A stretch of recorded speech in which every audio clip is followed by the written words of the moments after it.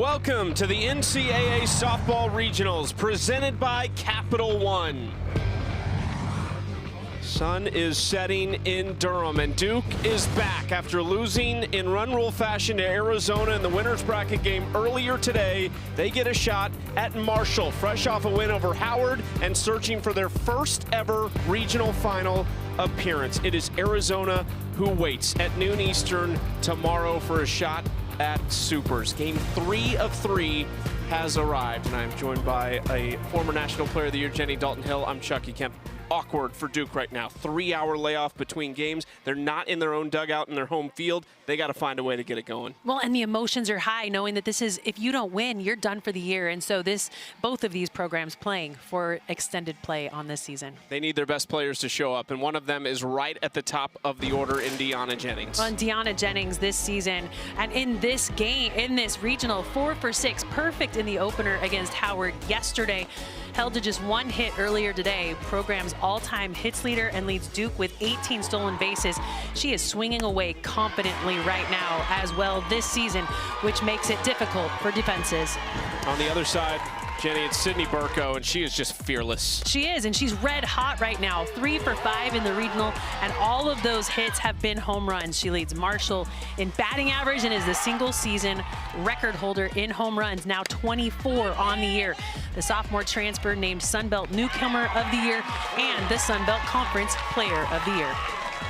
Burko and the Thundering Herd trying to be the first to knock off a top 16 seed this weekend. First pitch between Duke and Marshall is next.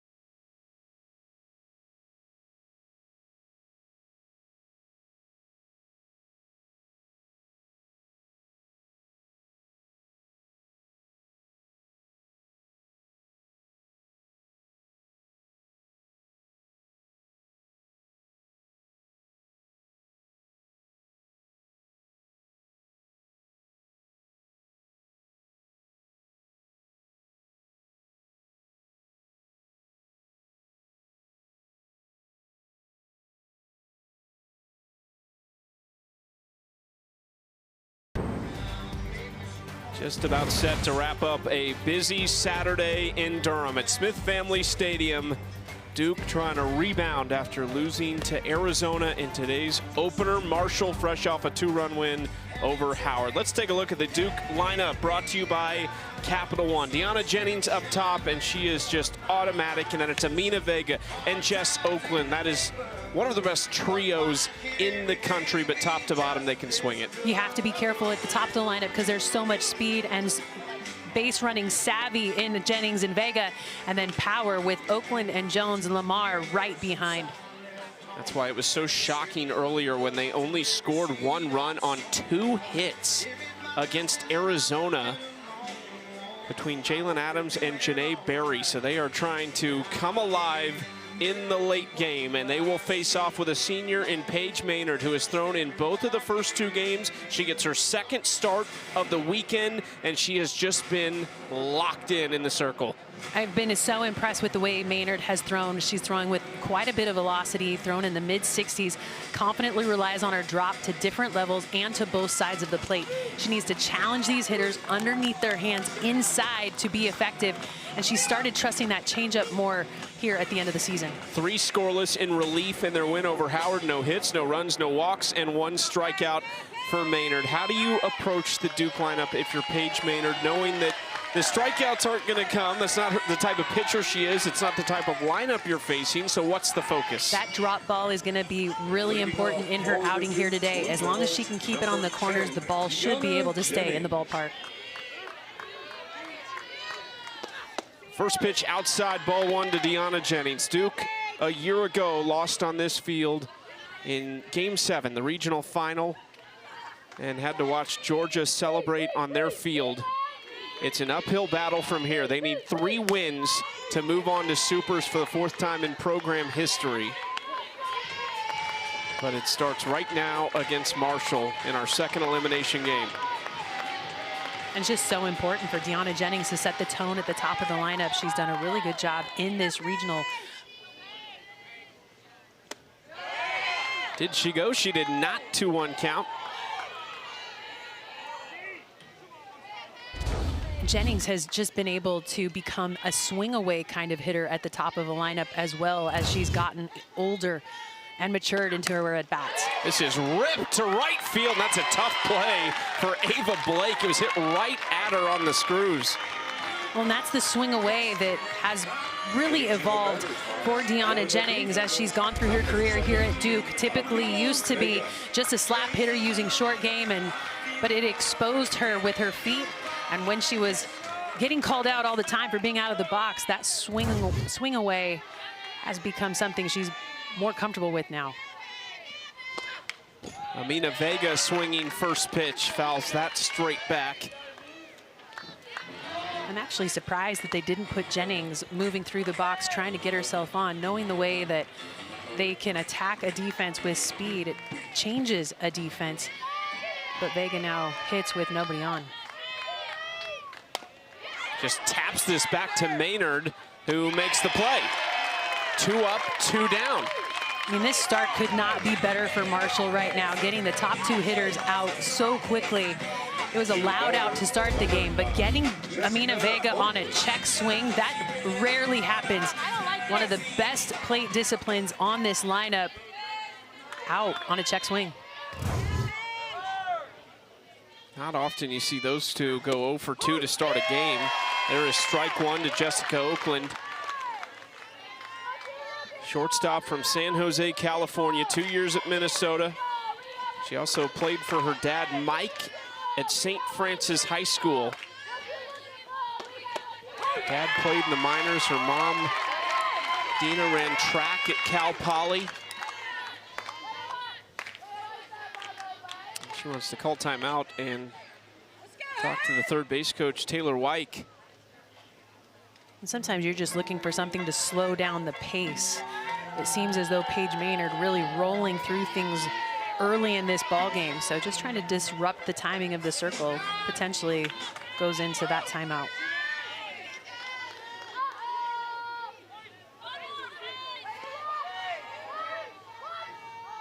Oh-2 to Oakland.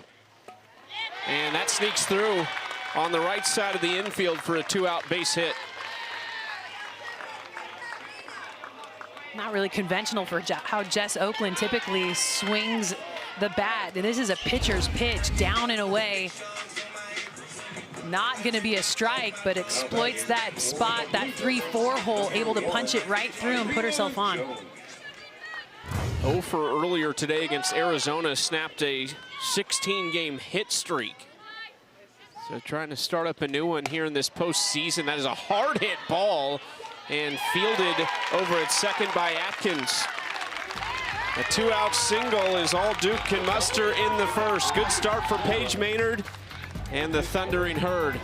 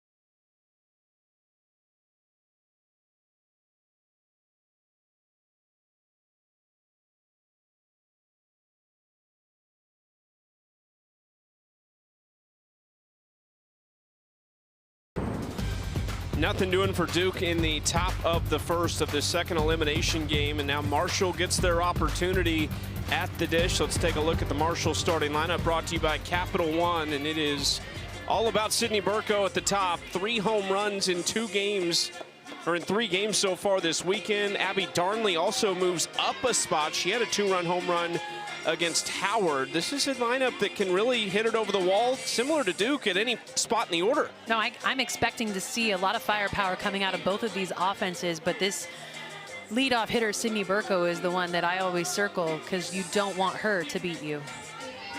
They will face a junior from Eagle Pass, Texas, Larissa Jaquez, one of 3 really new faces on this staff. She is one of 2 transfers, spent 2 years at Incarnate Word. This is her 8th start of the year. Well, and kind of surprising, she's been used more in relief for most of the season. You mentioned it, her 8th start of the year comes in an elimination game in regionals. First pitch strike to Sydney Burko. What do you see from Jaquez? Well, and Jaquez is finding her strength. She's owning the process and stays up in the zone with a rise, a curve, and a screw. Her best whiff rate happens on that rise ball and keeps hitters honest with that changeup. Burko pops this up down the right field line. Over is Vega, and there's one out. That is a big one for Larissa Jaquez. Well, just to be able to have the kind of defensive leadership over there in Amina Vega. She called everybody off early, allowed her defense to understand around her that she was going to be able to rein that one in. So impressed with the way that Vega plays second base.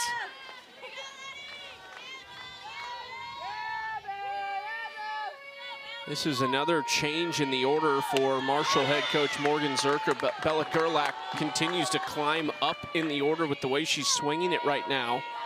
So she moves ahead of Ava Blake into the 2 spot. Blake now in the 3 hole.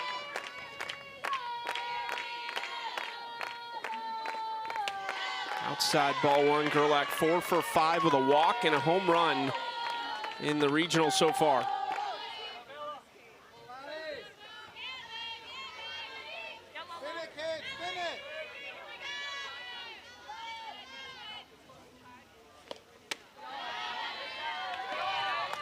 Two and 1. I think right now at this point of the game, you're just trying to establish yourself against a pitcher that is not really known as the starter, the ace in the circle for Duke. So being able to put the quality at bats together early is important. That is going to get into the stands.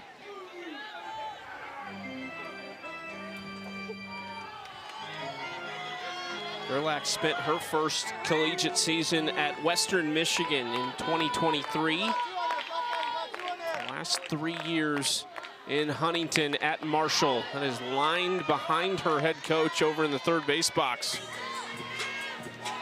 Well, Morgan Zerkel's used to the hard shot. She is still playing professionally for the Chicago Bandits and also playing on Team USA, trying to make that final roster to make the Olympic squad in 2028. Talk about somebody who can do it all and still win as a head coach at Marshall. This would be history for Marshall. This game right here, a win would take them to their first ever regional final.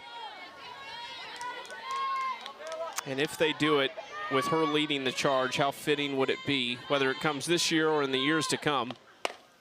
Ground ball left side. Oakland has to back up, but does a nice job to make the play. 2 outs. You typically don't like to see your shortstop take that step back, but by doing so, got the long hop, and she's got a plus arm in terms of her speed across the diamond with the throw. So not typically the approach I would ask most shortstops to play that ball with, but she's got a lot of trust on her home field. 2 up, 2 down for Larissa Jaquez. Starts off Ava Blake with a ball outside. Marshall selected 5th in the Sun Belt preseason poll. They lost in the first round of the Sun Belt tournament,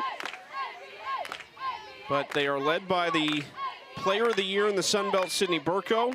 They have won 38 games, and they have set a program record for home runs this year. Yeah, they've smashed the amount of power that they had last year.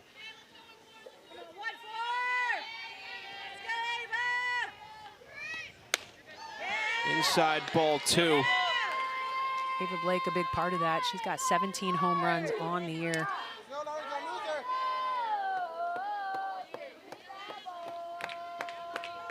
95 as a team.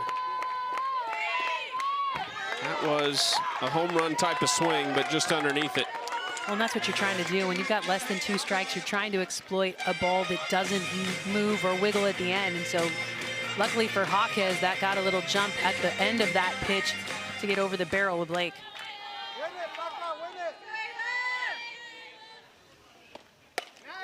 Taps this to Vega on the right side. 1-2-3 inning for Larissa Jaquez. Job done, and it's a pair of zeros for these two in the first inning.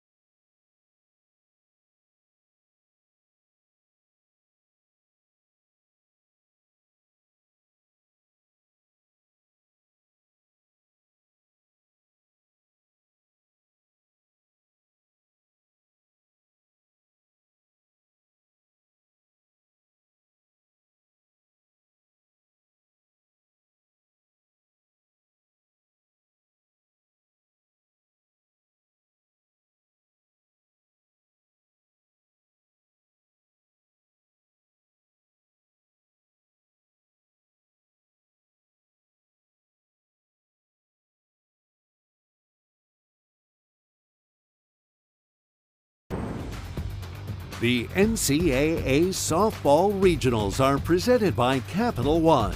What's in your wallet? We have had our fair share of fun here in Durham, and so is that guy, who is the dad of Marshall's freshman Evelyn Henson. She has been really the life of the dugout, and he has been the life in the outfield. Whatever works to give you a chance to move on to regional championship day. She even knows where to find the camera. That's impressive. It is impressive, actually.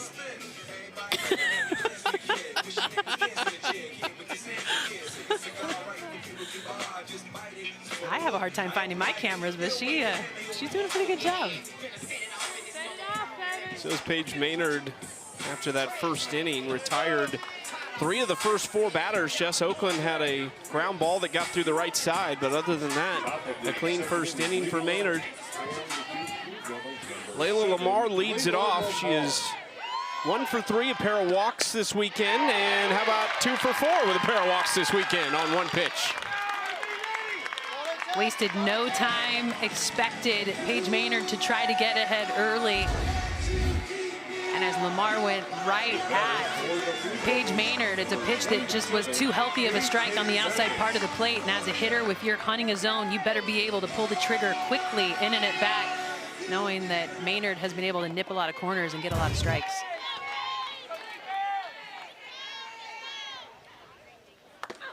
KK Mathis ground ball. The backhand attempt goes under the glove of Simpson. And it's 2 aboard in just 2 pitches for Duke in the second. I mean, obviously, the goal of this offense right now is to attack early. So with Marissa Young, the head coach, she gives the nod to Taylor White, the associate head coach, the third base coach for Duke. And obviously, they went back to the drawing board, tried to make some adjustments. And they are hunting a zone and attacking early in these at-bats in the second inning.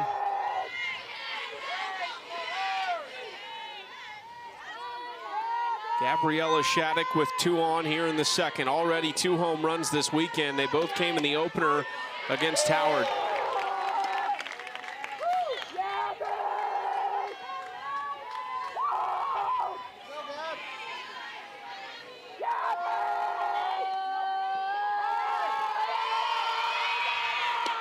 Takes the 1-1 just outside 2-1.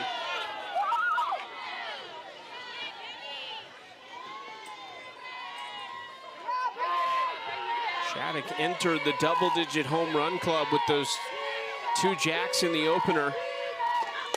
Ground ball up the middle, off the glove of Maynard. It's actually going to help Shattuck reach first. And with the way the defense was shaded, I think that had the potential to be a double play back up the middle. Paige Simpson was shaded towards second base, and I think she was going to be able to pick up that nice ground ball and step on second. But with the deflection of Paige Maynard reaching across her body, it takes enough velocity off of that ground ball and deflects it enough to make everybody safe on the infield. Marshall slowing things down. And this is a tough spot. They already have doubled their hit total, which was a season low against Arizona of just 2.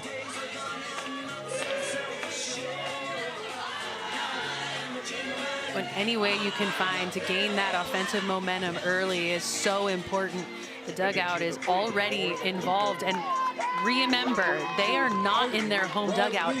And while that may seem kind of inconsequential, it actually changes the way you feel in your home field.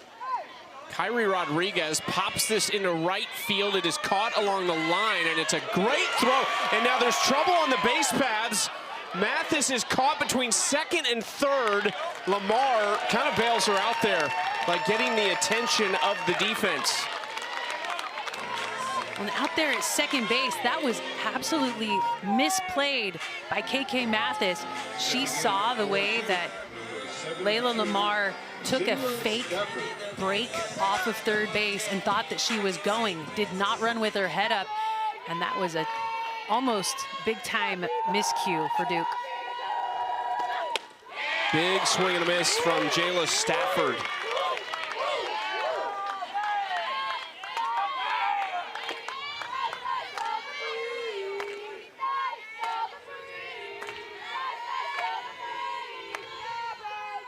Oh, 1 count in there for strike 2. Tough spot here for the freshman from San Diego, California.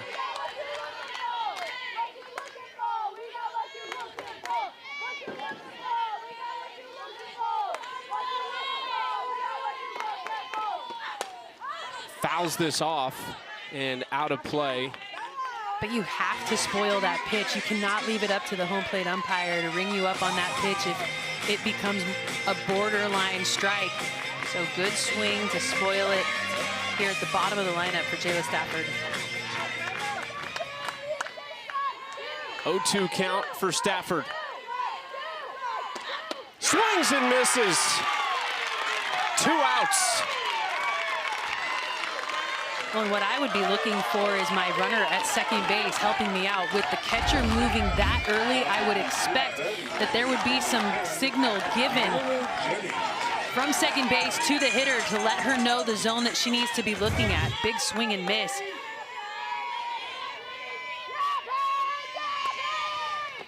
That is bounced in. Nice job by Darnley behind the plate to help Maynard out. Ball 1 to Deanna Jennings.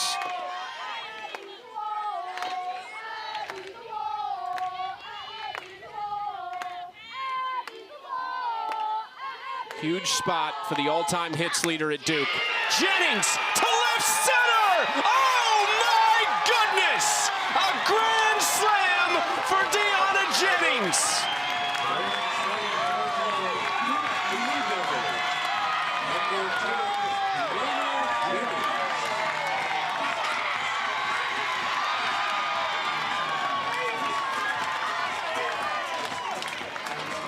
Jennings is usually the player that is leading the home run celebration. Well, here, big one off the bat, finger to the air. She knew that was her 6th home run of the season, and it came at a big time with bases loaded.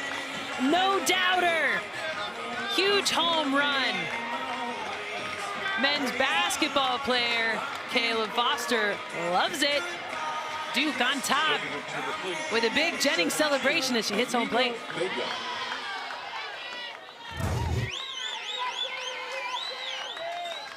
Deanna Jennings with yet another big moment in this Duke jersey. She has just been a superstar since she stepped on campus and set the single season program record with a 462 average. That one is actually in danger from one of her teammates. A couple of her teammates, Jess Oakland and Amina Vega, are both pushing that number this year. But the good news for Deanna is she's got plenty of other records with her name on them.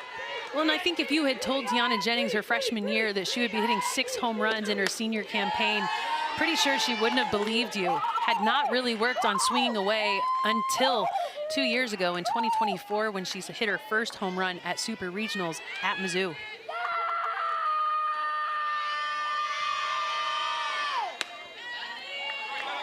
Just hearing Deanna Jennings' teammates talk about her and coach, just it's hard to imagine a player in the Duke lineup that would want that moment more.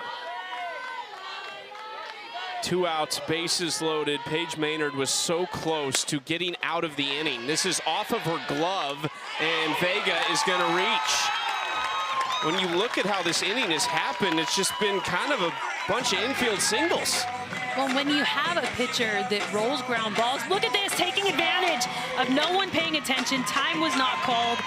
And so because of that, able to take second base. While the ball was in the circle, she had not halted her progression. So because of that, heads up base running play by Amina Vega, deflected to the second baseman. Haley Adkins can't get her. But then Marshall kind of takes the play off and doesn't realize that Amina Vega is still live. And with second base unoccupied, she asks if she can go and goes. That is incredible.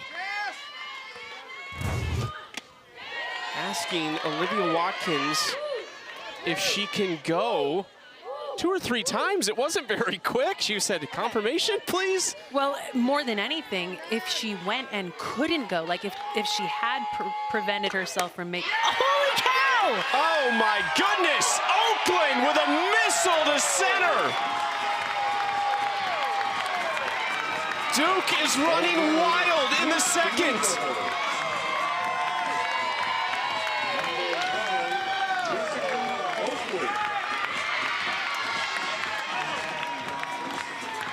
I mean, we were still bragging on Amina Vega when Jess Oakland said, hey, I'm up to the plate. You guys need to pay attention. Ball left middle, big swing by Jess Oakland. You cannot miss this big against a hitter like Jess Oakland. She has been waiting a year to be able to play in the postseason. Had to sit out last year due to the transfer rule. Double-digit home runs for her this season. A grand slam, a single from Vega, and then she takes second, and a 2-run home run, all with 2 outs. I mean, right when you get to the bottom of the lineup, you think that Marshall's looking good, but as soon as you flip the lineup, you've got these hitters at the top that are so tough. Another base hit. Tyrena Jones into the outfield to restart it. And we've now batted around in the second inning. Marshall looked like they were in pretty good control at the bottom of the lineup. 2 outs, and they flip things back over, and these 4 hitters are showing that they do not want to be done tonight. Movement in the Marshall bullpen. Jules King on the left, Maddie Veal, who started earlier today, on the right. Tonight after the game, stay right here for All ACC with complete reaction and highlights from across the conference. Catch it on ACC Network and stream it on the ESPN app.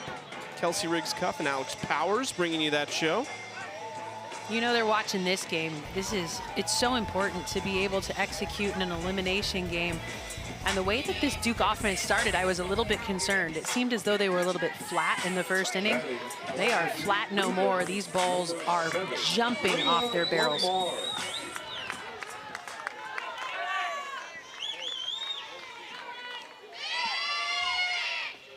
Back to the woman who started it all, Layla Lamar. Y'all got her, Heinen.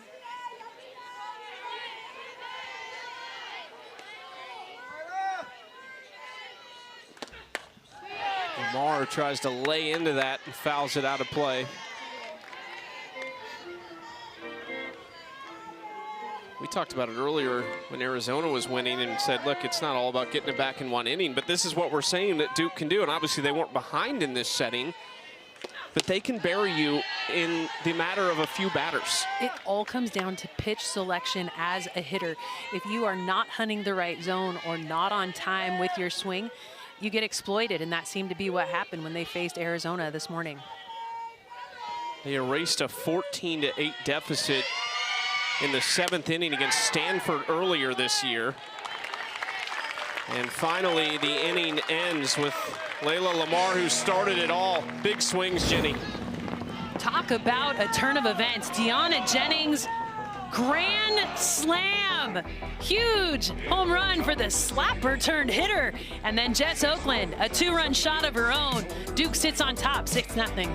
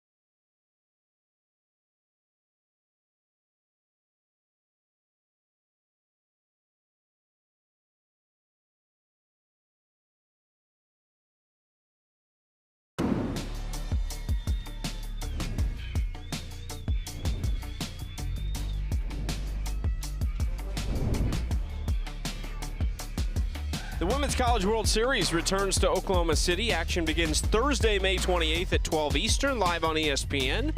For more information on the 2026 Women's College World Series, visit NCAA.com, the home for all NCAA championships. That's one way to go down the hill. Well, we are inching toward my favorite time of year, time in OKC. You know, bring that out in Game 3. Well, I mean, this is the longest day of the postseason for you and I, Chucky. And when you look at the way that Duke was swinging it last inning, they show that they do not want to go home today. 10 batters came to the plate, 7 hits in that inning, 2 big home runs, all coming on 2 outs. How does Marshall respond? Diamond Leslie falls behind in the count 0-2.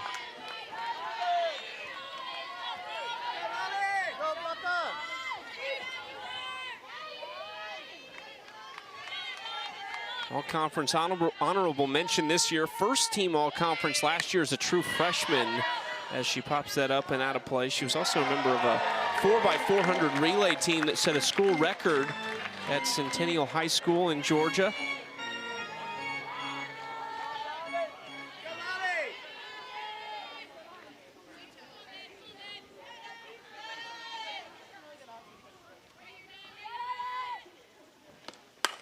Goes and gets this pitch into right center field and down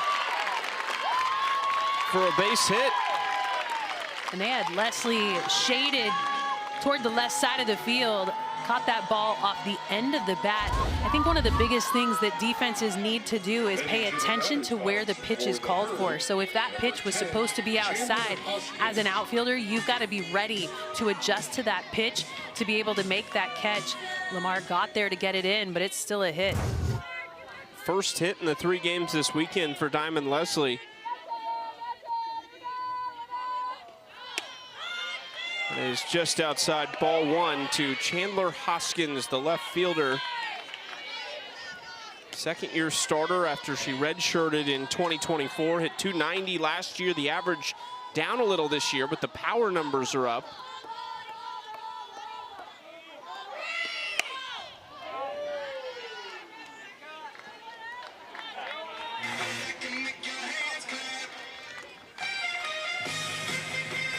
We have seen crazier things today, like what happened in Lubbock when there were 2 outs in an 8-run deficit and the Red Raiders came back to tie it and then win it in extra innings.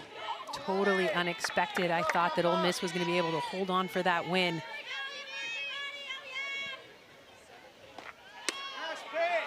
Two and one. When Chandler Hoskins was so good yesterday, perfect 2 for 2, had a home run in their opener, but then very quiet in their last game. 0 for 2, 0 for 3. A 2 for 2 in the game 1 loss against Arizona. Home run, couple RBIs.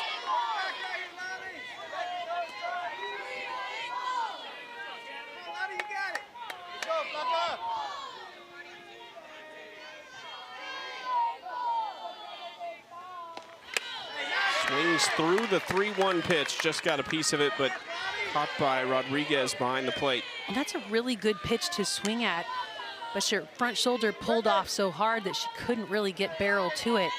She needs to hunt a side of the plate, but now with 3-2, she needs to protect. In the air to center, Jennings takes charge. 1 away. And Chandler Hoskins swings a really good bat, but I think that front shoulder is exposing her to the outside pitch. When you pull off, you don't get the sweet spot of the bat to that outside spot. Allow that ball to travel, drive that into the right center gap, and that's a 2-bagger all day.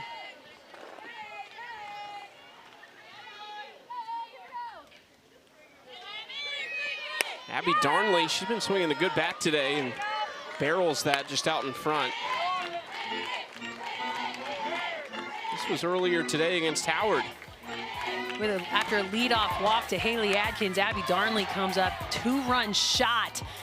Was aided out there. I thought it might have gotten caught by Marin Jordan, the left fielder for Howard, but after running into the wall, trickles over. Big home run.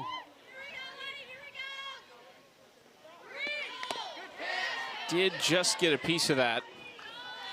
Falls behind in the count, 0-2. Everybody clap your hands. Come on, y'all.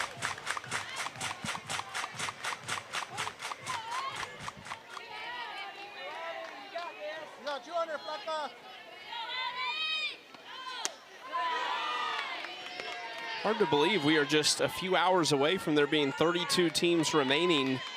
So we head into the regional finals on Sunday, and then at the end of tomorrow, we will have our super regional set down to the final 16.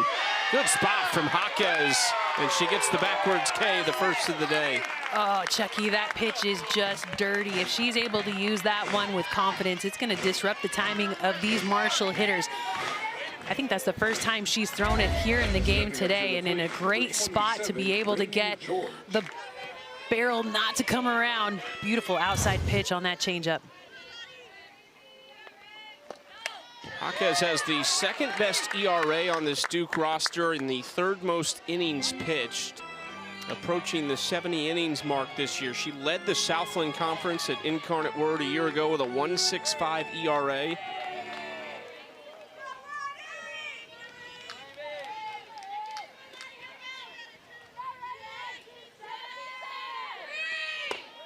Inside ball one to Ramey George, or Haley Atkins, excuse me. That is Ramey George.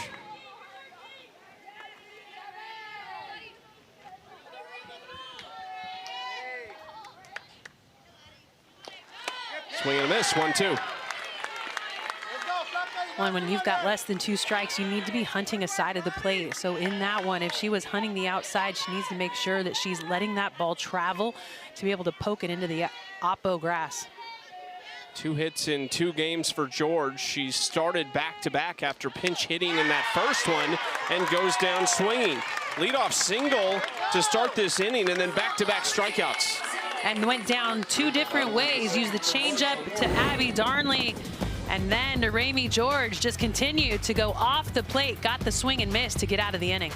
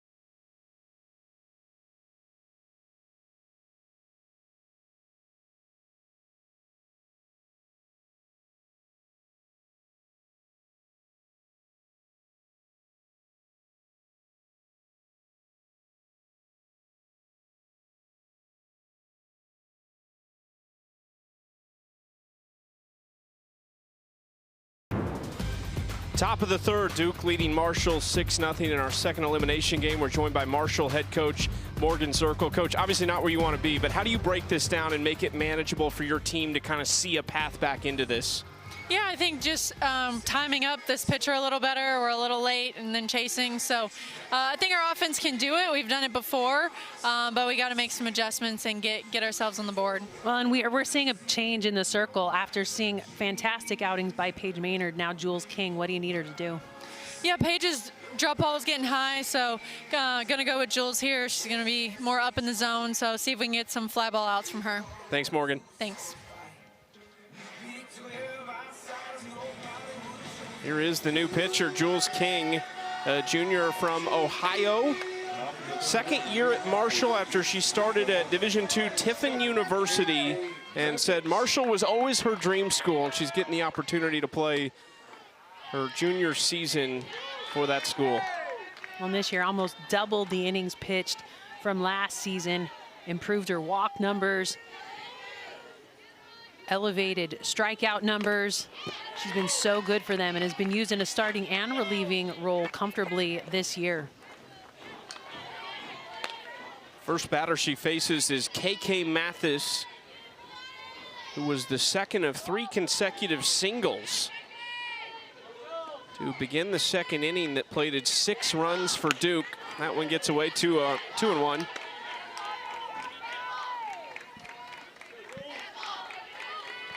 So Jules King, upper 60s, confidently throws east and west. Changeup is thrown sparingly, but her outing will depend on the success of that pitch. That is good location on the outside corner, 2-2. She started the SBC tournament loss to Coastal Carolina, gave up 6 earned and 4 1/3, and talked to her about that and just said, you know, maybe a little overwhelmed by that. It was the first time she'd been in a position like that, and said, when my time comes this weekend, I'll be ready. It won't be that type of feeling when I step in the circle, and that's a good start. Well, you're always trying to find ways to make the game slow down, and when you get put in new situations, sometimes the emotions are high, the heart rate stays high, and the game speeds up. So being able to be in that pressure-filled situation at the end of the regular season now just helps her here in regionals. There is the off-speed to Shattuck for strike 1. She really worked hard on that changeup all off season to be able to find success with that pitch.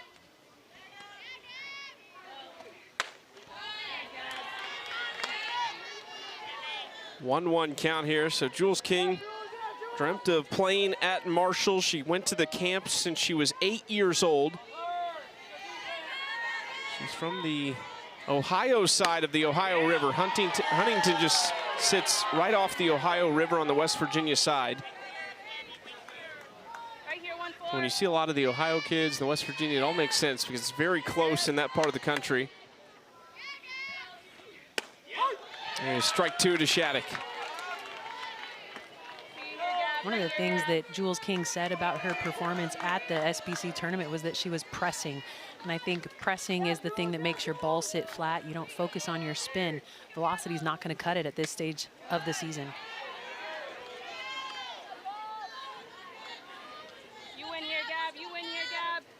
Marshall needs a couple clean innings on this side of things so they can chip away at this lead.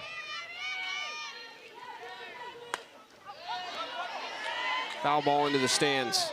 And that's the thing Morgan Zirkle talked about, was why they brought Jules King in right now. Likes to use that rise ball up in the zone, but if that ball sits flat, there are a lot of these Duke hitters that will be able to exploit a flat rise ball and hit it out of the yard.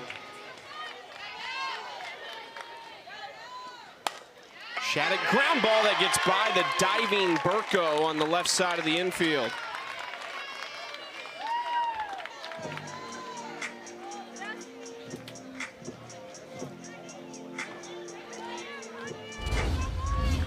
I mean, to leave a ball on the inside part of the plate is great because she kept it low, but what it did was it gave Shattuck a chance to drive that ball in the 5-6 hole hard on the ground.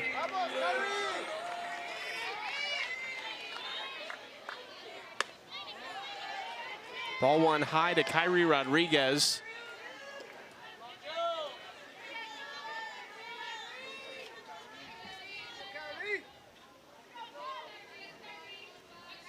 Kyrie homered in the opener as well against Howard and tried to take that one deep, but underneath it. And I can't fault her for swinging at that pitch. Should she? No. But did I? 100% I did. That pitch looks like it's going to just sit right above the belt and be out of the yard.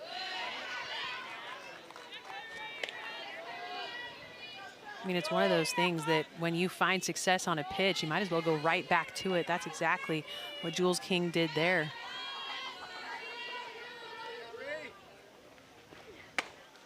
Three and one, hitters count here for the Duke backstop.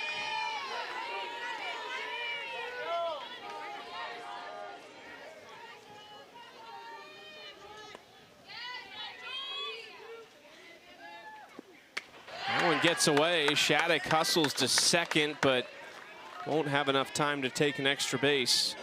First and second. Let's take a look at who we match up with in the Super Regionals, and it is Fayetteville. Arkansas has already advanced to the regional final at 2 Eastern. Now Washington and South Florida will play an elimination game coming up shortly on ESPN Plus for a chance to take on the Razorbacks. A matchup of game one coming back at it, where South Florida was able to get the win over Washington. Arkansas sitting pretty, winning both of their games by 8 runs.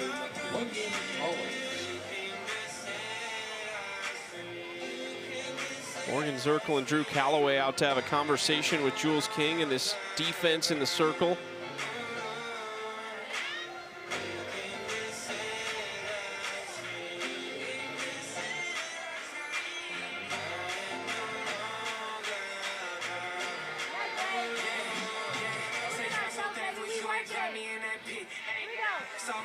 They're all settled, it appears. Not any changes on the field. There's some conversation between the home plate umpire, Antonio Flores, and Zirkle as she left. Now Jayla Stafford. Big swing through that pitch for strike one. And early in a count, if you can see a ball that sits middle, of course you need to attack, but your approach needs to not be from low to high. That swing plane needs to be a little bit more level to be able to attack a rise ball pitcher. Fouls that off toward the dugout and is behind 0-2. Struck out swinging back in the second inning. Was exposed by a down and away pitch, and so in this at bat, Jules King going right at her. Another foul ball to stay alive, and that is caught by Marissa Young. That was impressive in the Duke dugout. Remember, this is a very different look for this Duke ball club as they sit in the visitors' dugout making fun of their head coach. She still got it. Up and in, good eye from Stafford. Well, and with Stafford's toes right on the line up against the plate, it kind of takes away the comfort of a pitcher to try and ride a ball underneath the hands of the hitter. She does not want to get exposed on the outside. Another foul ball by Stafford. She's from San Diego, California. Last week at the ACC tournament in Charlottesville, her parents traveled from San Diego to Charlottesville. Dad came straight here to Durham to help her move out of her dorm and do temporary housing before she gets set for next year. But they said she loves Duke. It was her dream school. And here she is in her freshman season in a big postseason moment. Trying to drive that down the right field line. This is a much better second at bat of the day for Jayla Stafford. And I think the biggest change you're seeing is she's gotten her body closer to the plate to be able to reach off the edge of that corner and not get exposed for the strikeout again in this at bat. What that does, though, is it changes your strike zone. You have to be more aware of that inside pitch and get the barrel off the shoulder if she chooses to jam her up. Does get jammed up here and flies it out to center field. Leslie makes the catch. 2 outs. That's just a really good job by Jules King to be able to attack away, and then get a jam up fly ball really easy out there to center, showing that she can expose both sides of the plate.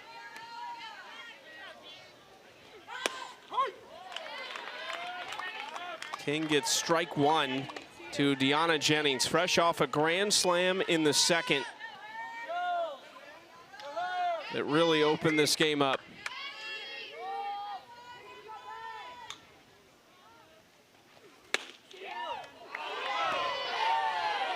And Marshall wanted that call, thought they had Jennings in an 0-2 spot. Instead, it's 1-1. I think Jennings right now is challenging me to quit calling her a slapper and start calling her the home run hitter. I think that one was a strike that was missed. That is outside, 2-1.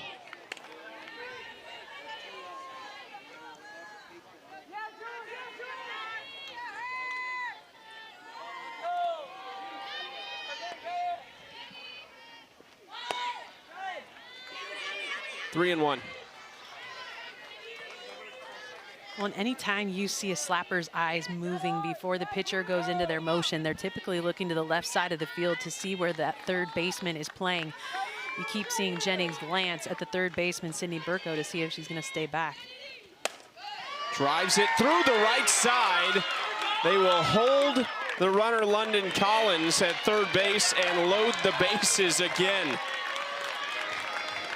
Well, in that situation, Haley Adkins was playing pretty much right where she needed to be to get that ball, but did not anticipate it going in the 3-4 hole quick enough. The career hits leaders, Deanna Jennings over 300, Vega not far off. Amina Vega told us in our meetings this week, I go as Deanna Jennings goes. How nice would that be if you're a Duke fan, if she certainly does go as Deanna Jennings goes with a chance with the bases loaded. Well, and I think it's pretty crazy because Deanna Jennings and Amina Vega, very different hitters, but both so good back-to-back. 1-1. We know that Amina Vega is the doubles leader here at Duke. But she's tied for the career number, and with that, when they talk to her about it, she actually hasn't had another double since that conversation. Falls behind 1-2.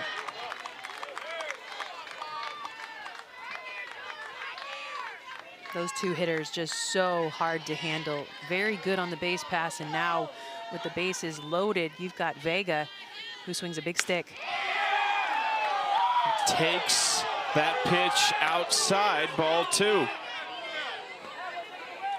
I mean, that is the spot that you want to exploit. That looks like a really good pitch.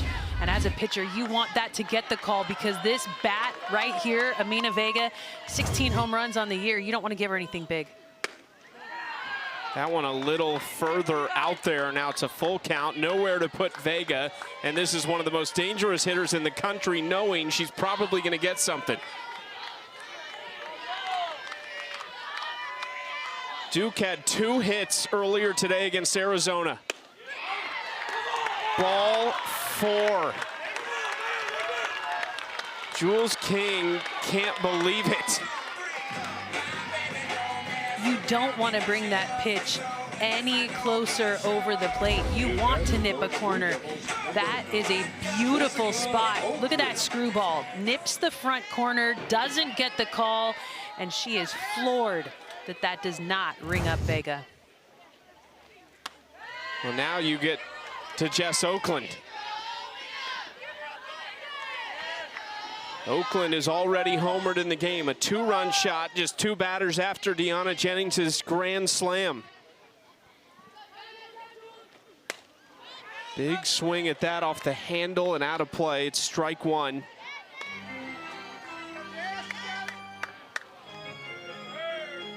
They scored all 6 runs in the second inning with 2 outs.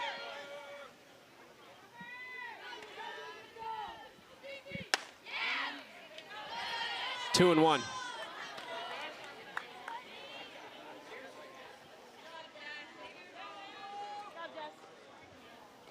And that screwball is a really dangerous pitch, but right now she is not getting that side of the plate. Outside to lefties and inside to righties is not getting the call. And so that kind of takes Jules King out of her game plan, because that's one of her bread and butter pitches that she is able to control so well. That's a good call by the umpire. 2-1. Swing and a miss.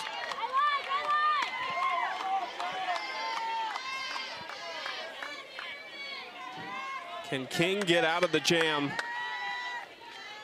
against the dangerous Jess Oakland? Full count. And again, another situation where Jess Oakland can dig in a little bit here. Oakland pops it up, and it's out of play. Just impressed that Jules King is not afraid to jam up these hitters. We've seen often pitchers struggle to really own the inside part of the plate against big-time hitters. Another full count delivery. Got her swinging.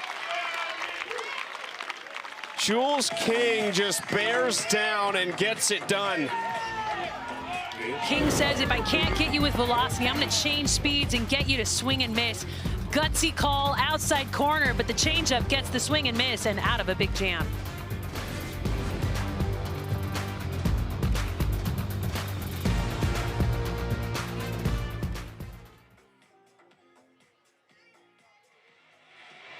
The road to national championships runs through NCAA.com. And whether you follow one college team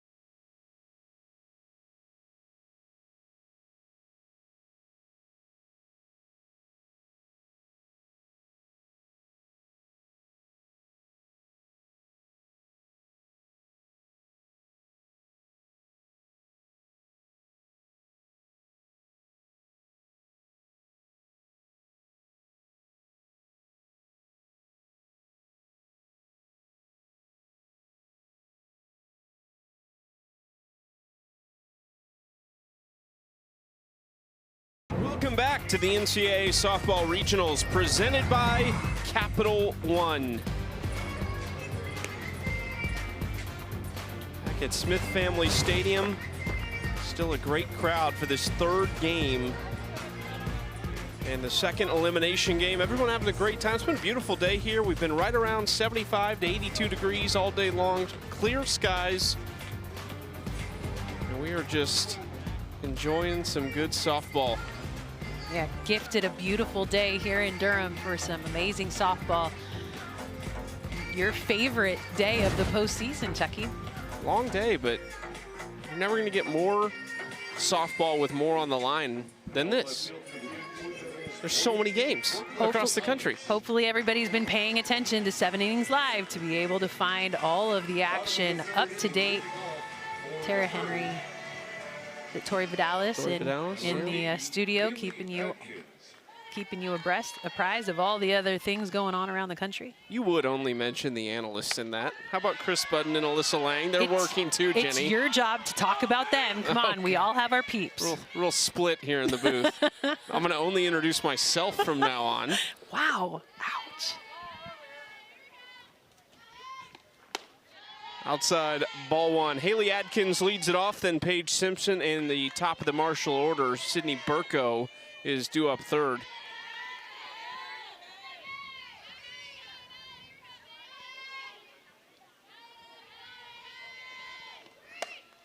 Into right field, Lamar coming on and dropped it. Looked like it was in the glove for a minute, but it kind of got awkwardly turned into the grass. And that'll go down as a base hit for Adkins. Diving straight ahead for an outfielder is really difficult because you've got to get your fingers underneath the ball, and as soon as the fingers of your glove get stuck underneath you like they did there, the ball trickles out. So it's a great dive, a great decision to go down and get it. Just couldn't rein in the out. She has become a really good defensive outfielder for somebody who grew up playing infield.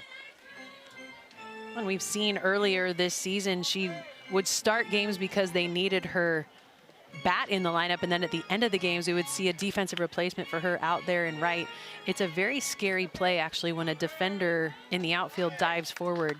We've seen a lot of injuries happen as their hands get rolled up underneath them. Paige Simpson now the batter for Marshall. Native of Elnora, Canada. Mom and Dad made the trip this weekend to watch her in her final, what could be her final weekend of softball as a senior on this team.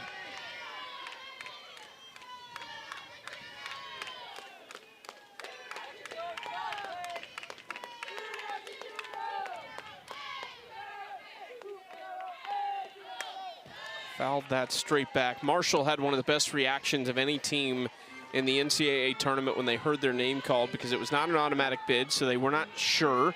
They felt pretty confident. All the projections had them in, but they saw a couple of the regionals that they thought they might go by without hearing their name called. So when it came to Durham, they knew this was probably the last chance that they had, and you could see the relief on their face whenever their name got called. Morgan Zirkle can only kind of smirk at that call for strike three. And drop down in was actually the pitch that she hit her first home run on in the last couple of weeks. She's got one home run on the year, down and in, but that one didn't even get the swing off. Jaquez has looked good. That's great location as she gets to the top of the order, and Sydney Burko. Record-setting year for her with 24 home runs and counting the way she's swinging it this weekend. 3 home runs in their first 2 games in this regional. She got them settled down after falling behind 2-0 in the game against Howard. She has just been that steadying force for them all year. Well, the Howard head coach talked about how they didn't want this leadoff hitter to beat them. And then Sydney Burko went and hit a home run off of them. It tied up the ball game, brought them back into it. Came away with a really nice win at the end of that ball game, but it was this swing by Sydney Burko that evened the score, got them back in. She is ahead 3-1 in the count. It was just the third ever NCAA regional win for this Marshall program. Morgan Zirkle was on the field as a player for their second one back in 2017. Burko did not go, and she will take first. 2 on with just 1 out.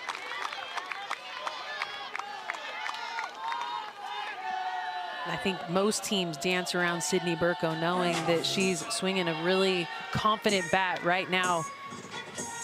Her first year at Marshall, the transfer coming over from Indiana. You know, she wears 18 because of her head coach, Morgan Zirkle. She went to the same high school as her, Cable Midland High School in Ona, West Virginia. And there they are, back when Morgan Zirkle was playing at Marshall and Sydney Burko was a young fan in the stands. And it's back then when Burko realized what kind of idol she had in Morgan Zirkle, would attend the camps and try to spend as much time around Morgan Zirkle as a player as she could. And going to Indiana, just didn't ever feel like she fit in. So coming back to Marshall felt like coming home. Here's Bella Gerlach, who takes strike 1 from Jaquez in Marshall's biggest opportunity of the game so far. 2 on with 1 out.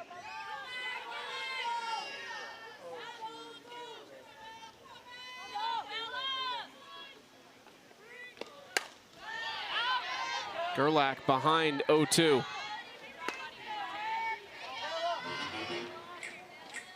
Mentioned it earlier, Chucky, but with the way Bella Gerlach's been swinging the bat, she's actually moved up in the lineup consistently over the 3 games they've been playing here in regionals.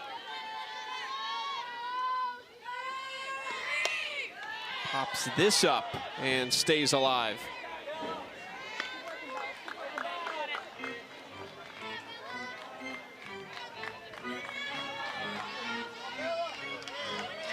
Let's go, Flaca. You got 2 on there.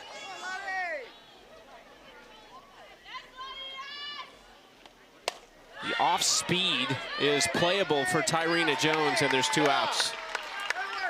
So while Gerlach has been able to swing a really good stick, she's struggled to produce with runners in scoring position. And this time of year, it's all about the timely hit to be able to get the win.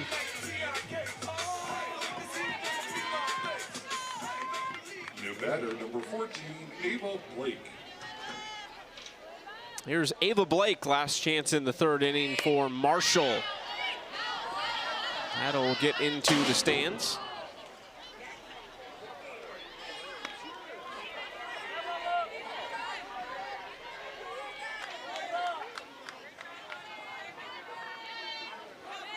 A couple Duke fans had to dodge that one. There was no attempted catch.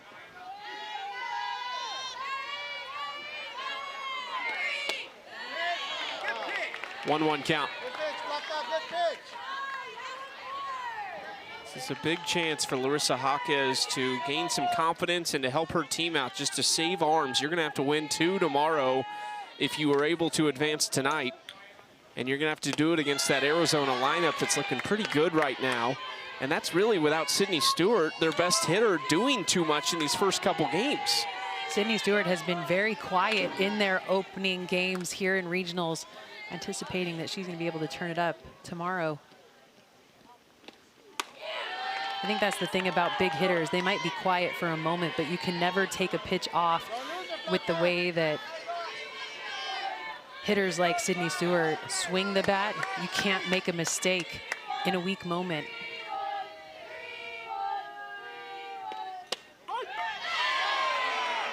Blake thought that was ball 4, but now a full count to the Marshall power hitter, who has 17 of their 94 as a team this year.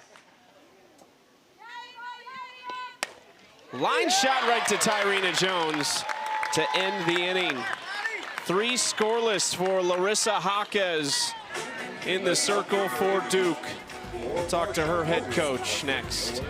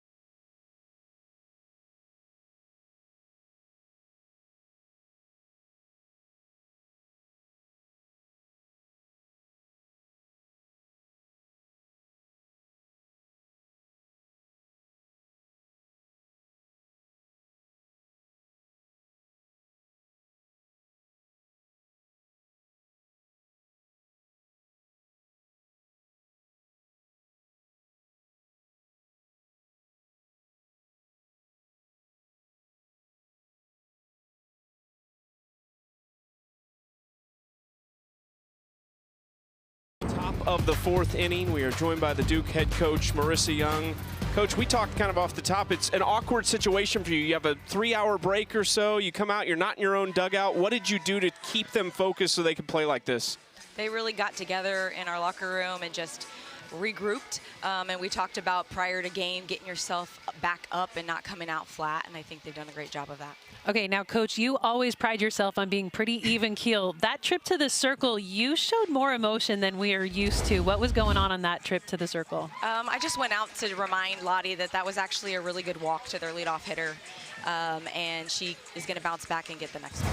Thanks so much, Coach. Thank you. And I think sometimes that is the important part of talking to your pitcher, is making sure that they understand you're not upset with the execution of what just happened. This is maybe the most smiles we've seen out of Marissa Young all season long. You see her walk down the line there and the interaction with 3 or 4 of the players, and you see the connection of this group. Cassidy Curd actually said that about this team when we said, you know, what do you wish people would see when you look at them? And she said, I hope they just see and feel the cohesion of this group. She said, we've done a really great job of keeping it within the walls of this stadium this year. And says, when I'm surrounded by these women, nothing else matters. I think you saw that with Marissa Young interacting with her players. And I think it's really easy to let the outside noise become a distraction, whether that's social media or fan interaction. There's a lot of things that go on during your season that can affect your mentality as you take the field. So being able to just quiet the noise and the voices outside of your team is really important.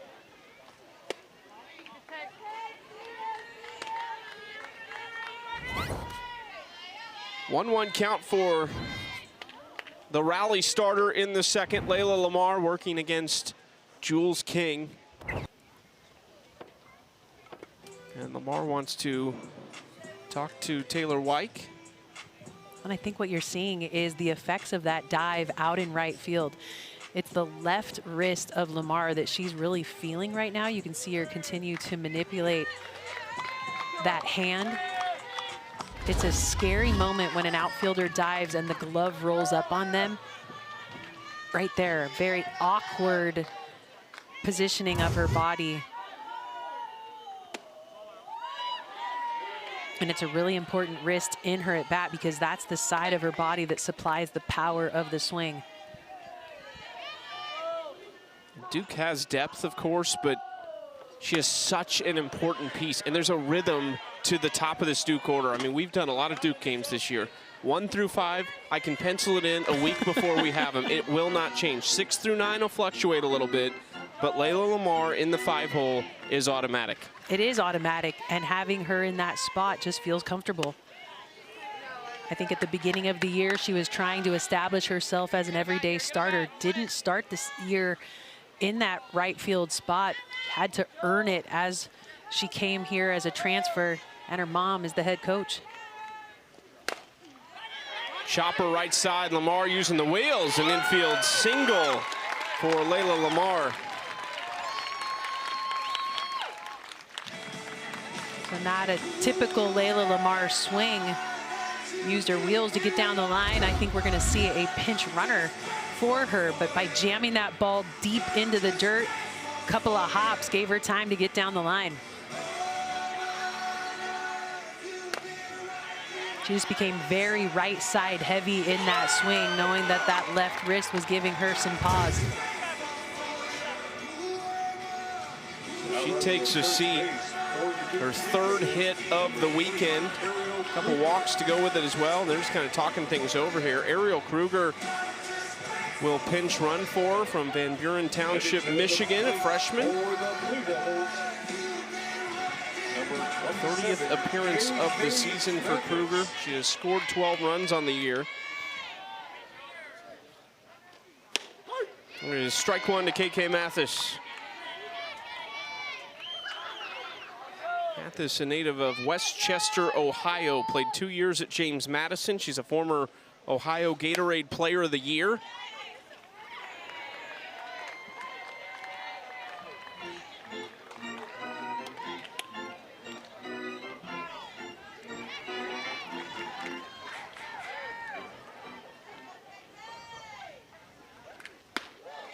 1-2. And Chucky, sometimes it's hard to keep all of your paperwork straight on a day like today. I don't think Mathis has had a hit in regionals.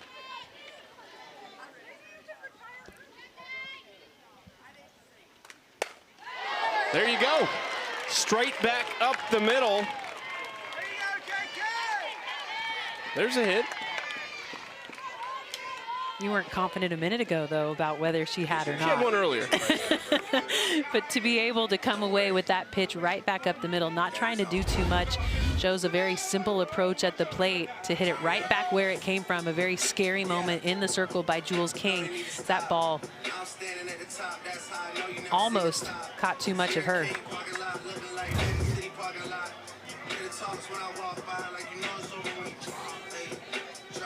First and second on the bases with one out. And deciding what or how to make a change here with KK Mathis.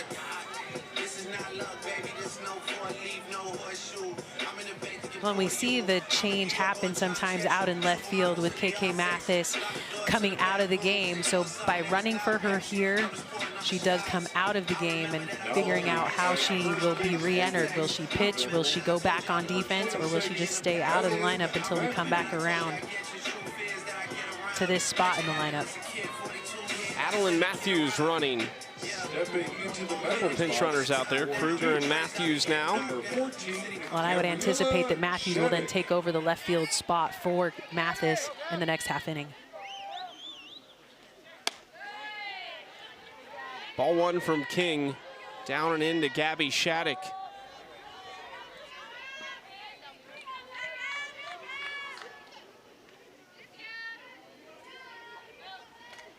Six of the 9 in this Duke order have reached multiple times. Most of those are multiple hits. But Amina Vega had an RBI walk with the bases loaded in a single. Shattuck has a pair of singles. Well, and the reason it's so important to put pinch runners in right now is because Duke is playing for that 8th run. If they can get that, this game could end early in a couple of innings. Shattuck lifts it to left field, carrying back toward the wall, and it's gone! The third long ball of the weekend for the freshman Gabby Shattuck. And her 11th of the season.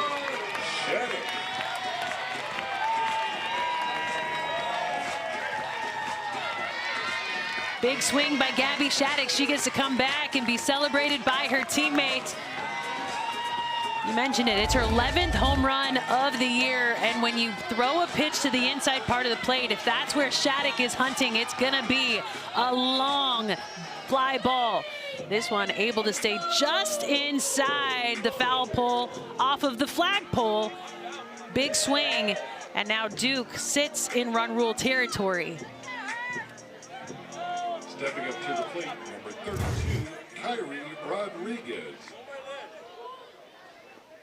That is a Duke dugout that is having a lot of fun right now, and this feels like it's relieving a little stress, getting it out of their system after a tough game against Arizona earlier today. An uncharacteristic game, just 2 hits. That was the season low, only 1 run. They were shut out for the first time this year just a week ago in Charlottesville against Virginia Tech.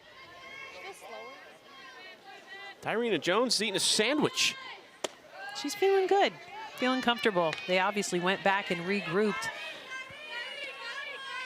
And she's showing the sandwich to the camera. What? How do these players, they're so on it. We've seen that from the Marshall dugout as well. I mean, the red light does give you away, but why are they not paying attention to the game?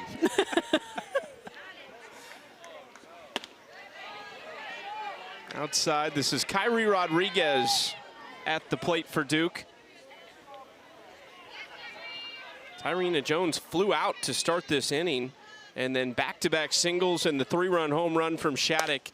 Back up the middle. How about those reactions from Jules King? She's already had a ball hit right back at her earlier in this one by KK Mathis, and so I wonder if she was ready, knowing that that ball sat middle. That is the spot that's going to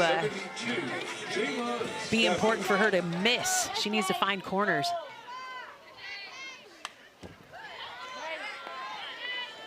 Two away, nobody on for Jayla Stafford. Reset.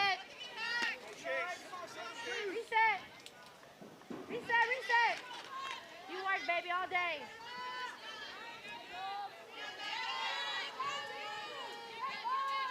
Good. There you go.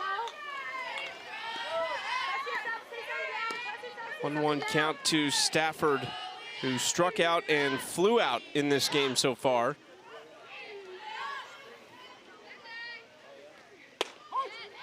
There's strike two.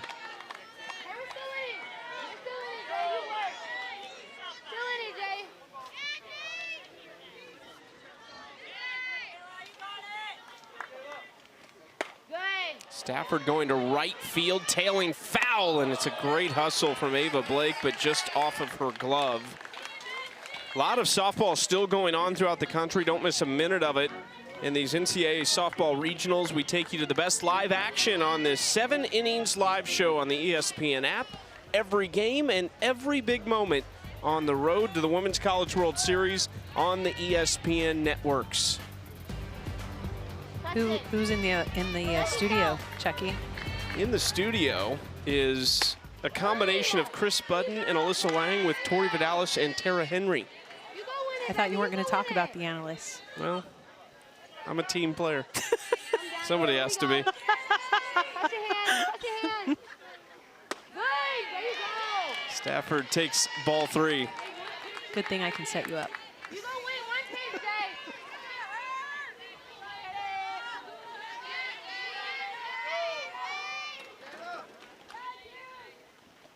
Good. Another foul ball from Stafford. Quality at bat right now. Stay there. Stay there. Stay there.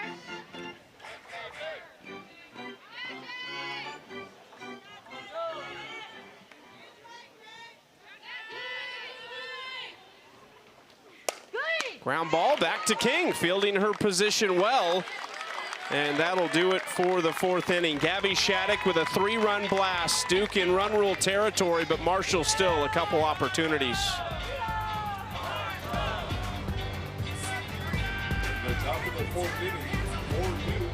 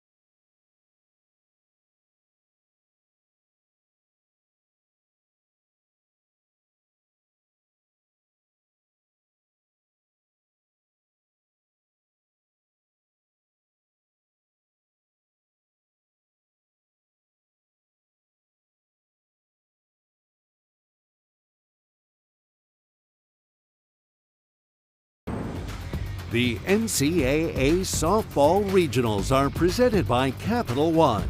What's in your wallet? All about the long ball for the Duke Blue Devils and the vibes coming out of that dugout. A grand slam, a 2-run shot from Deanna Jennings and Jess Oakland earlier. How about some record setting for the Duke offense this year? I mean, it's been the power for me. The home runs and doubles, the extra base hits for the Blue Devils have been just electric all season long. And then you bring in the transfer, Tyrena Jones, and she sets the single season home run record in her first year here at Duke. is No, going we did on? not just get that on camera. I'm wondering if Duke's going to start taking the visitor dugout more often. Marissa Young is having the time of her life tonight. I mean, that's really one of the things she prides herself on, is being stoic in a dugout. And tonight, a very different side of the head coach at Duke. Just a looseness about her as we see Ava Bradshaw enter, redshirt freshman from the state of Michigan. Leslie flies this to shallow left field for Adeline Matthews, the new left fielder, and there's one out. As soon as Matthews ran for Mathis, we knew that there would probably be a change out there in left field, but Ava Bradshaw is going to come in relying on her curve to both sides and then mixes up and arm side run with that rise and screwball at the belt. She'll flash that changeup. Doesn't not really rely on that pitch. Strike one from Bradshaw to Chandler Hoskins.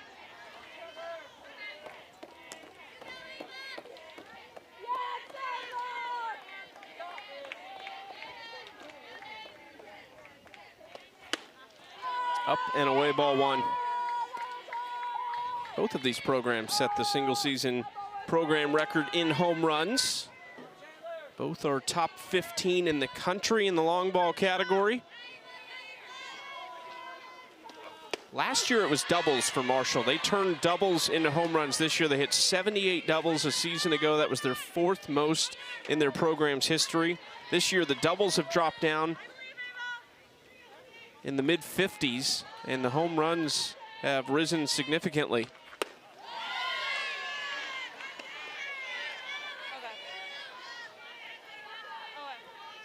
The communication from pitcher to pitcher when you make a change has to happen pretty quickly so that you know what parts of the zone are able to be called a strike.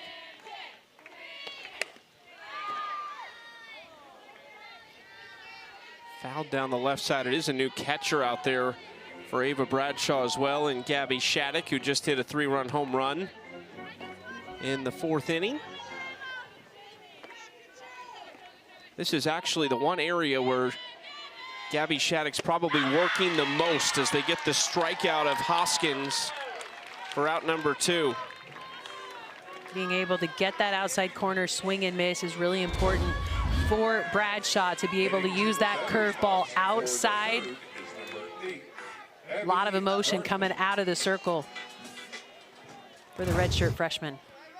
Well, those two could be a battery for 4 years to come, with Shattuck just a true freshman. It is a ball inside to start off the Marshall catcher, Abby Darnley. Struck out looking her first trip to the plate.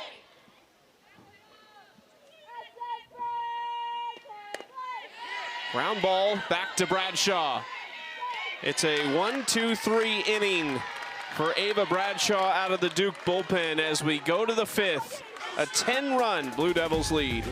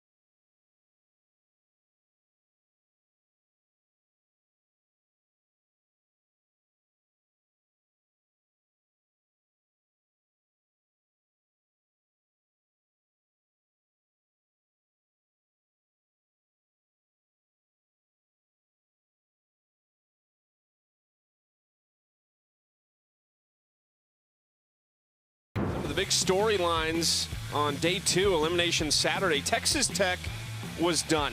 2 outs, down 8 runs in the bottom of the 7th. They score 8 and they win it in extras. And that is the biggest story of the day, I think. But Arizona State also, they go to College Station and head to the regional final, beating Texas A&M. And 4 national seeds are facing elimination. Duke is one of them. These are the teams that have advanced out of the 16. Last year we saw 12. Back in 2022, that's the lowest number since COVID that have advanced, with just 11. And I think this time of year you see a lot of conference matchups that you wouldn't typically see in the regular season, and with that some different faces emerge, but a lot of late inning heroics by ASU and Texas Tech to come away with those wins today.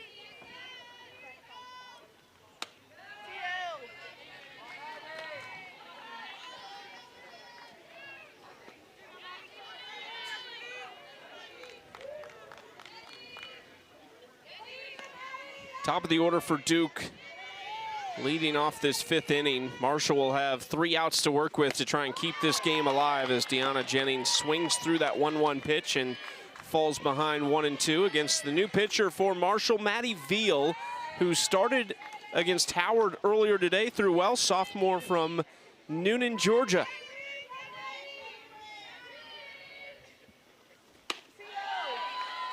2-2 count. On limited appearances last year by Maddie Veal, gave up too many free passes, elevated ERA this year, coming in with a much better approach, low to mid 60s, spin focused, and really dove into her mechanics to be more efficient this year. It's Jennings looking. I mean, that's what a year can give you, experience in tough moments to face some of the biggest hitters of the season. And as Veal attacks Jennings, exploits that outside corner, Jennings knows it right away. No pitcher on Marshall's staff improved more than Maddie Veal. You said it, low innings pitched last year, 17 2/3, gave up 18 earned runs and walked 26 in that time with a 9.17 ERA. So she has shaved about 6 runs off of her earned run average and has become a great option in this trio of arms that Marshall has. Morgan Zirkle said there was a focused effort on this group. They did not go in the portal in the offseason. They brought some in 2 years ago, but they wanted to develop the arms that they had, and it worked out really well for them. Well, and you mentioned it, 26 walks in just 17 2/3 innings last year. Now 34 walks in the 96 2/3 innings she had coming into today. So being able to be more efficient on the zone has given her longevity in this 3-headed pitching staff. 3-1 count now to Amina Vega for Duke. Chasing the 300 hit mark.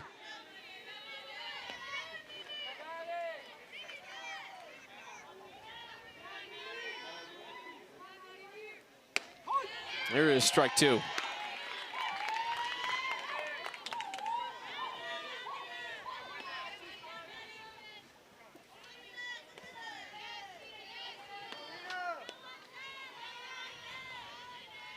Picked up her 40th walk of the season. Her last time up as she fouls that back. It is a single season record that was not the record setter, but she just continues to build on that number. And you are going to be hard-pressed to strike her out. Swings so disciplined on the plate. Just 11 strikeouts on the year, 1 in her last 21 games.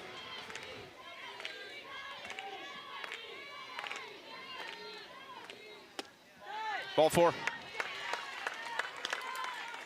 So as soon as we praise Veal for not walking anyone, she dances around Vega.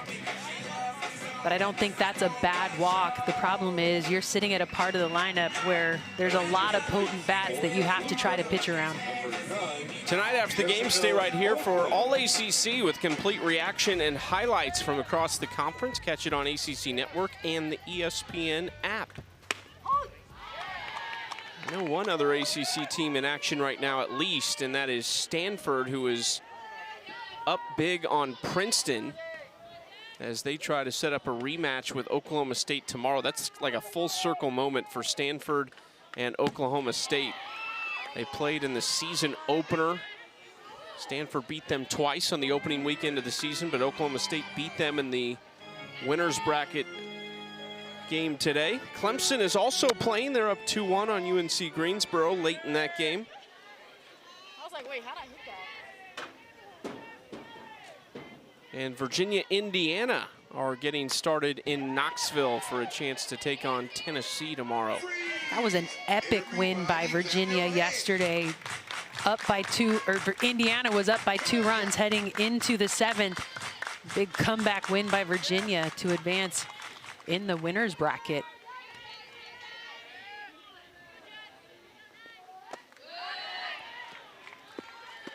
One-two count to Jess Oakland with 1 on and 1 out.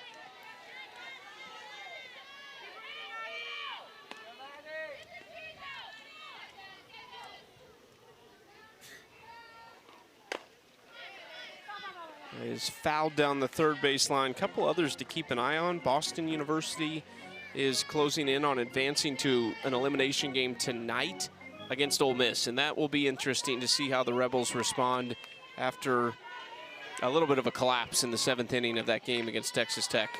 And that wasn't a little collapse. That was a catastrophic collapse with 2 outs, up by 8 runs, allowing Texas Tech back into the game and then coming away with a big loss in extra innings, completely unexpected.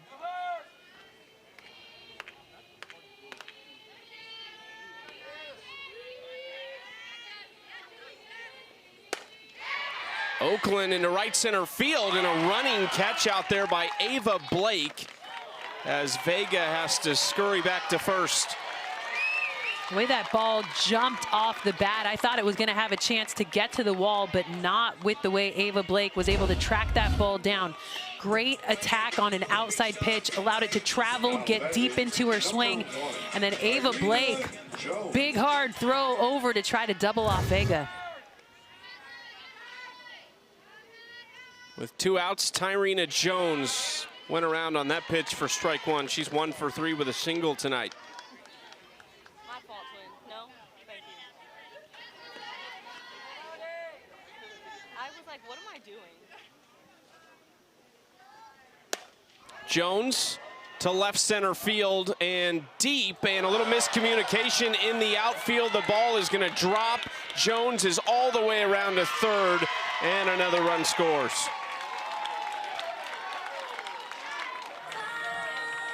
And that is just a lack of communication between 2 really good outfielders. Diamond Leslie out there in center and Chandler Hoskins in left. A catchable ball between 2 outfielders. The lack of communication allowed it to drop. When it comes to priority, it is a center fielder's job to communicate. And without the communication, Tyrena Jones all the way to third base. Does go down as a triple for Tyrena Jones. Second triple of the weekend for Tyrena. She's doubled her triples total. Say that 5 times fast. Doubled or triple total. I won't do it.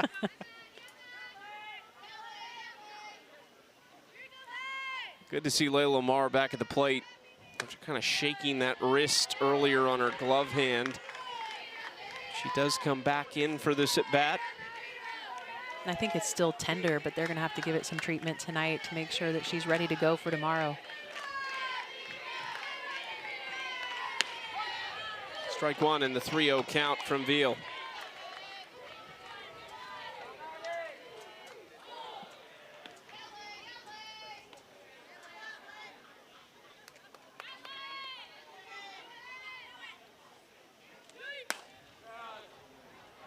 Popped up, and that'll get into the dugout.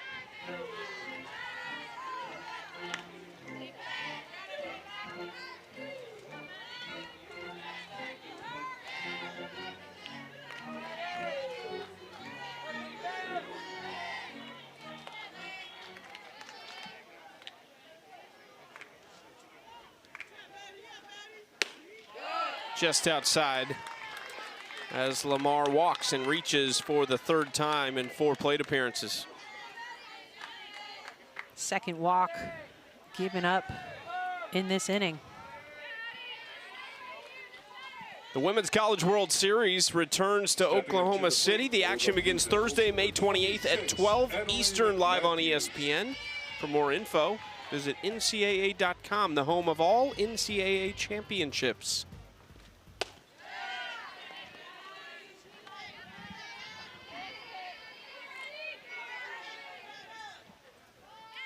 We just had the ACC Rowing Championships held in Durham this morning.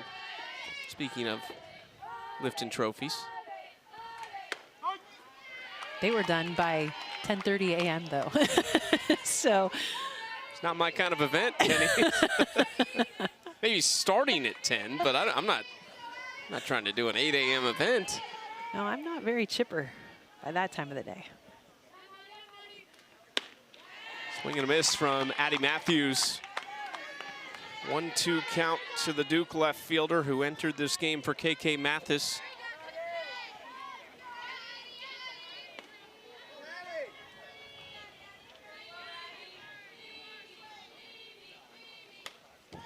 Fouled straight back.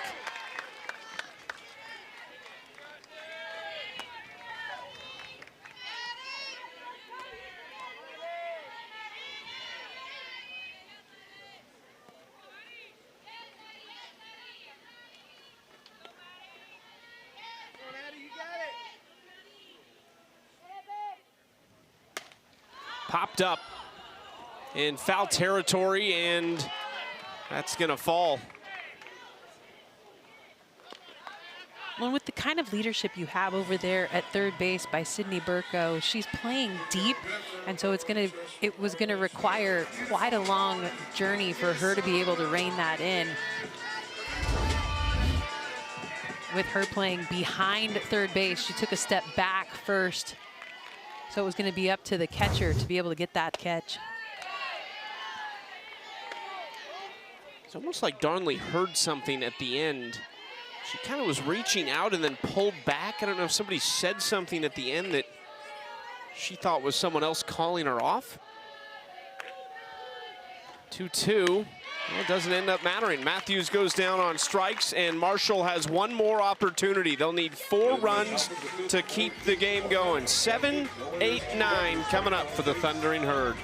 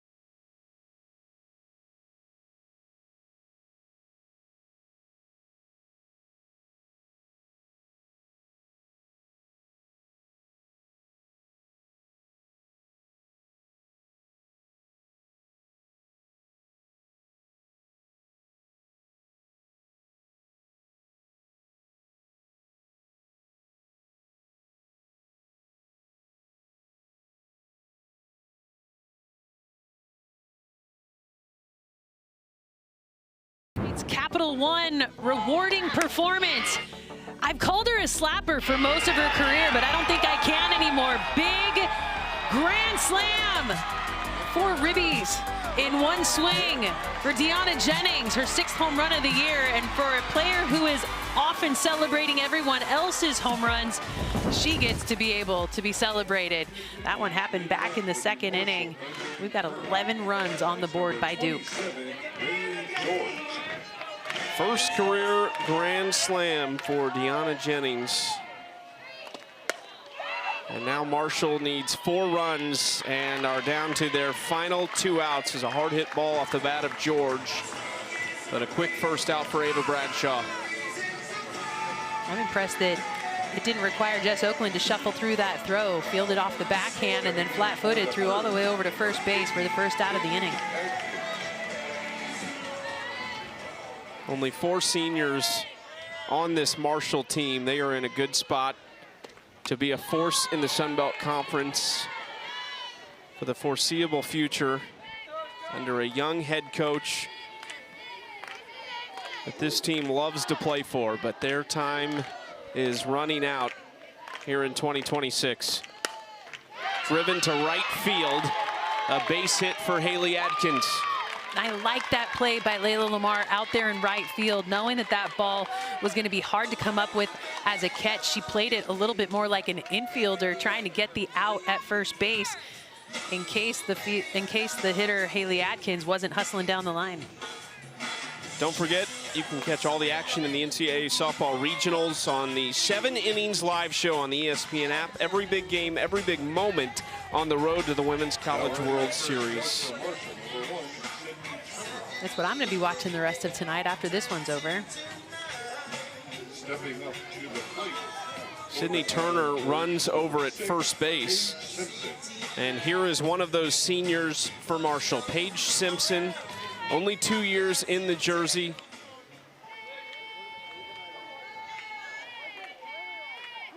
But has been impactful in her 2 seasons. Fouls that pitch back. Mom and Dad in the stands. Came down from Canada to watch her final weekend of softball.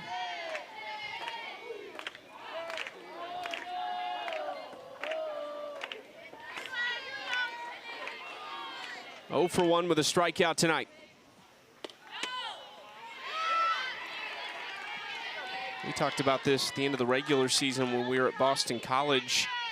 It just has to be an eerie feeling as a senior. All you've done for the last 4 years and beyond has been softball. You've played this sport, you've woken up early, you've went to weight training, you went to practice. It is just part of your DNA. And now you come to a weekend like this, and for Paige Simpson and these seniors, this could be it. You're preaching to the choir, Chucky. Every player's career comes to an end at some point, and just figuring out what life looks like after the sport is always something very difficult to navigate. But with the kind of support Paige Simpson has gotten by her family, you know that that transition is made easier. 2-2. That is ripped into left field. Marshall's not done yet. It's extra bases, and they will score their first run of the game on an RBI double for the senior Paige Simpson. Paige Simpson was telling you and me, Chucky, hey, my season's not over yet. I've got more to do. Big double coming off the bat of Paige Simpson. Ball left big. That's a healthy strike and a big swing by Paige Simpson. Her 5th double of the year. All the way to the wall. Smiles all around.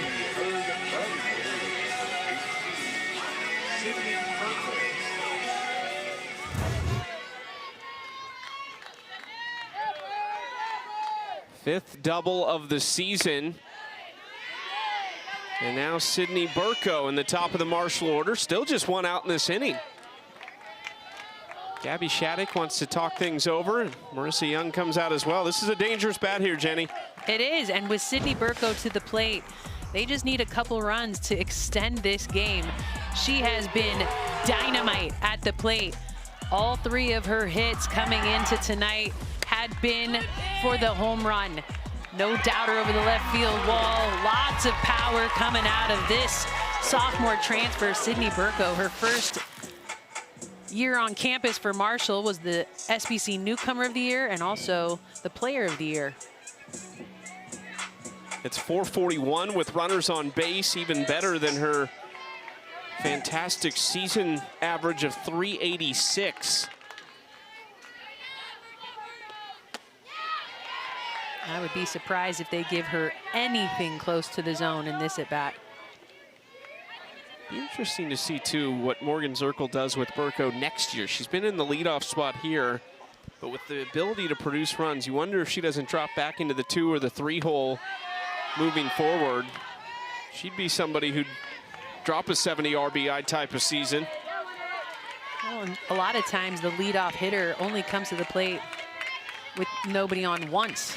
Sometimes you see a lot more plate appearances at the top of the lineup, and if you can get your 8-9 hitters rolling, they can be the ones that be the table setters. 4-pitch walk to Burko.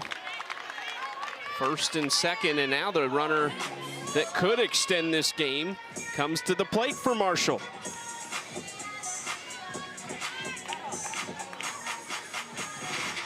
Hitting in the batter's box, number 00, Bella Gerlach.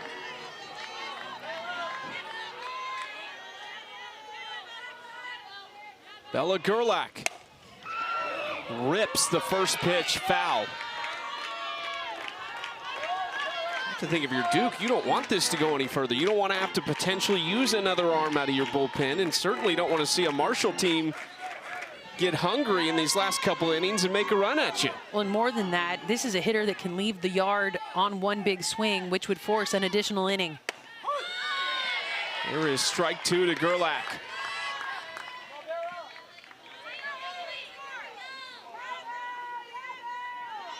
As Ava Blake, who is on deck, told us, this is a team that fights for everything. It just means something to play at Marshall.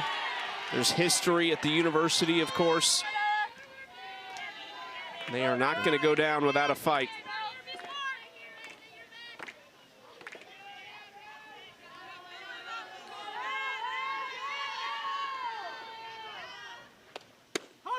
Strike 3. Gerlach goes down looking.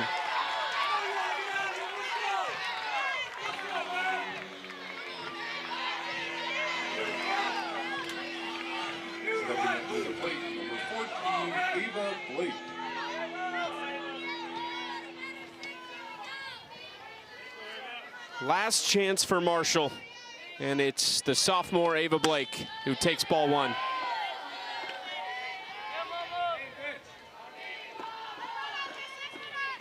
Didn't have an at-bat last year, but has quickly not only become an excellent player, but an excellent leader for this team. Takes ball 2.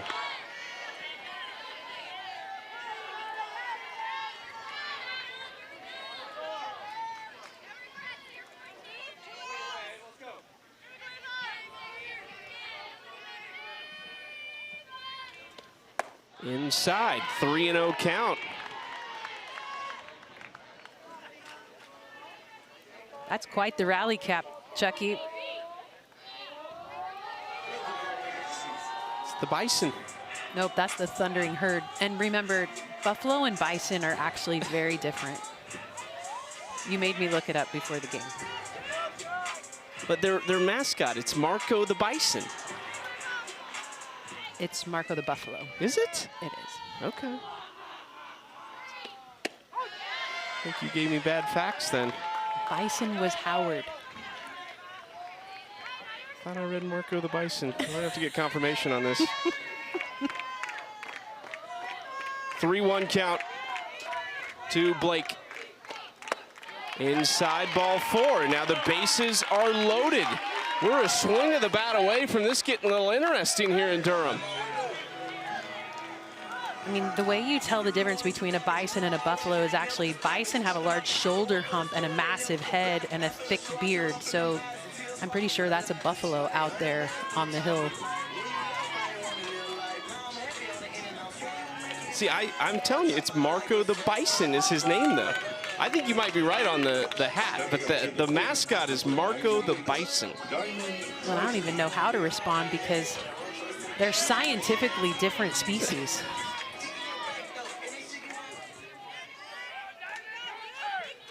Two outs for Diamond Leslie. Takes strike one. Leslie had her first hit of the weekend back in the second inning, and she is one that could change the game with one swing of the bat. 10 home runs on the year. It's been about power for her this year after she hit .381 for an average last year.